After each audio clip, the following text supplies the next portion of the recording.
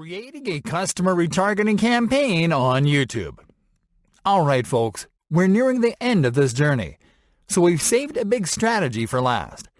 In this lesson, we are going to show you how to retarget potential customers that have interacted with your videos and your channel on YouTube. Getting started. You can create a customer retargeting campaign on YouTube by adding viewers that have shown interest in your product and sales videos to a retargeting list. This way, you can retarget them with more content from your channel until they convert. For this, start on your Google Ads dashboard, and from there, click on the Tools and Settings option in the top bar menu. Then click on the Audience Manager option. Creating the retargeting list and launching the campaign. This will take you to the remarketing section of the Audience Manager, where you can create your retargeting list. Start by clicking on the plus icon. Next, click on the YouTube Users option from the display menu. Now you can start setting up the list. First, enter the name of your new list into the Audience Name field. Now click on the List Members menu button.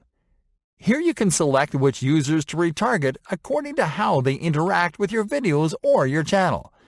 You can retarget people that viewed any or certain videos from your channel, people who viewed any or certain videos as ads, people who subscribed or visited your channel page, people who have liked your videos, people who have added videos from your channel to a playlist, and people who have shared a video from your channel.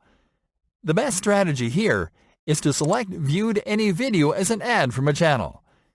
This retargeting strategy allows you to retarget viewers who have completed viewing one of your video ads. This is a signal of interest and sometimes a purchasing intent.